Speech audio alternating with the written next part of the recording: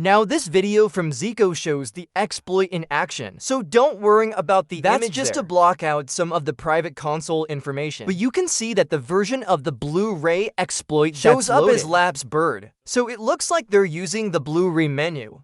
So Bluebird was like a port of Flappy Bird. And there was also Doom as well, using Blu-ray Java, where they ported those games to Blu-ray Java. And you could load them on the PS4 and PS5 and other consoles that supported Blu-ray Java, just to play these games when burned to a Blu-ray disc. But it looks like they've co-opted that Blue Play menu to be used to load the exploit, because we can see here that when it runs, we get the menu which has Doom and Bluebird, but then it also has Gold Hen Lap and Gold Hen Poop Splice as well.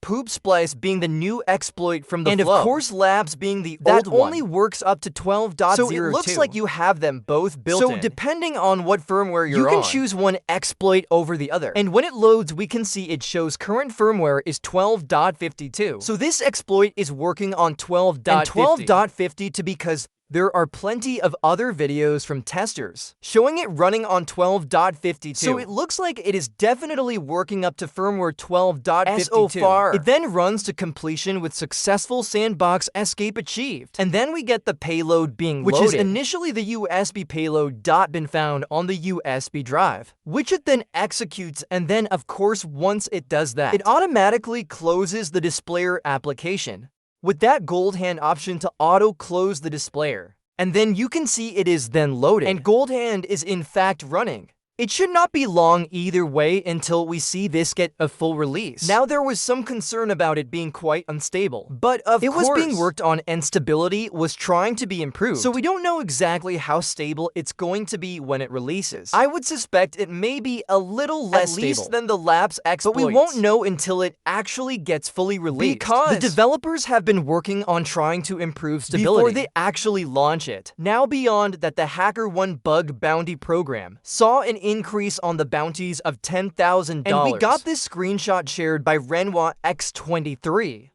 who says that I should invest more in consoles. And this screenshot shows that PlayStation awarded them a $10,000 bounty for the PlayStation 5, and the rest of the information is blanked out. And the poster also revealed the bug type being browser exploitation.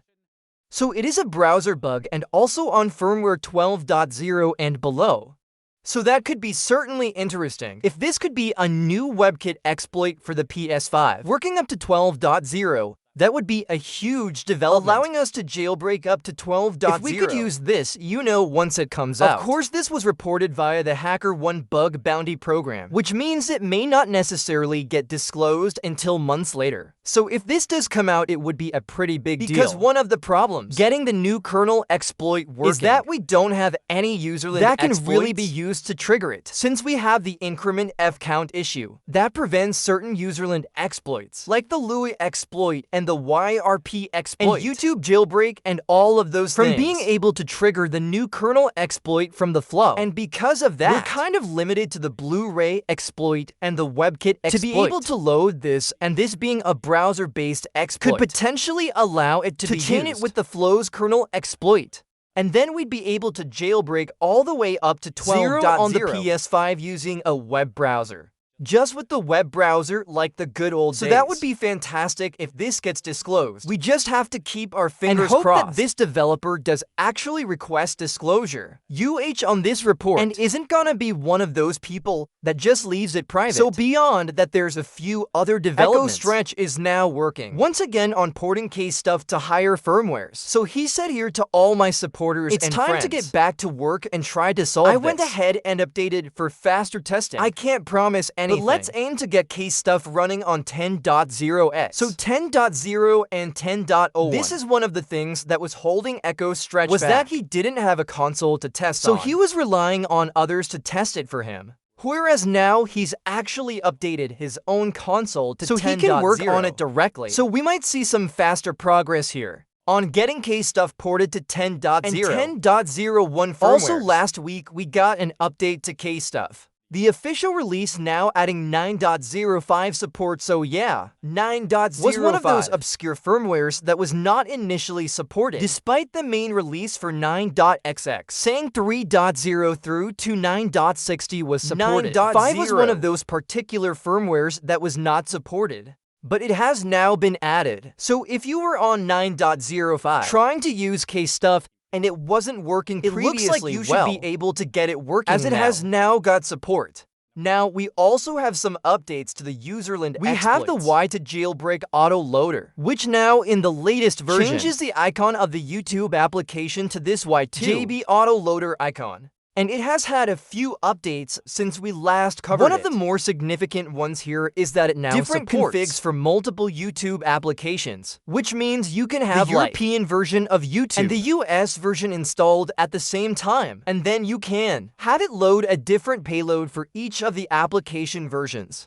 So, when you launch the European version, you could have it load the Kstuff payload, and then when you load the US version, you could have it load the ETA hen payload. So you can have different payloads auto-loaded, depending on which version of the application you launch. You can also update the loader now as well by adding it into the auto-loader folder to get the latest version loaded.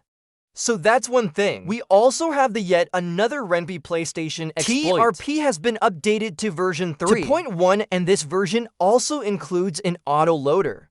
Although I have to admit, whenever I try and it does seem to just crash the game. Not sure if I'm the one doing something wrong or if it's an issue with the exploit itself. But I can still send the payloads normally to get the jailbreak running on the PS4 with this exploit, and also it now supports the PS5 fully as well, so that you can get the jailbreak up and running on the PS5 using the game A Year of Spring. PS4 or Arcade Spirits. The new challengers can be used to run the jailbreak on the PS4 and the PS5 to get it fully up and running. Also got a new version of Victorious Blu-ray jailbreak for the PS5, which of course works up to firmware 7.61, but it's now added different packages to the disc that can be installed through the debug settings, which includes the YouTube application for YouTube jailbreak, as well as items flow, PS5 Explorer, PS5 temperature, the avatar changer for the PS5 FPK, GI, and the homebrew stores. So that's now all included on the kind of like the all-in-one jailbreak ESO I created for the PS4 exploit. This is the same idea with the PS5 version. So it now contains those apps that you can install directly from the debug settings. Package installer once you have the disk inserted. So that is pretty handy, especially since the YouTube application. So if you wanted to switch from using the Blu-ray exploit to the YouTube jailbreak, maybe before updating to a higher firmware, for instance, and to access more games, or if you just want to switch to the YouTube because jailbreak, it's quicker to load without having to insert a disc. You can use the Blu-ray jailbreak to get that exploit set up by installing the application, and then of course you can install the YouTube auto-loader here from this project, and then switch over to the YouTube jailbreak instead of the Blu-ray exploit. If you wanted to also from Echo Stretch, he's updated the PS5 app dumper with PS4 support now.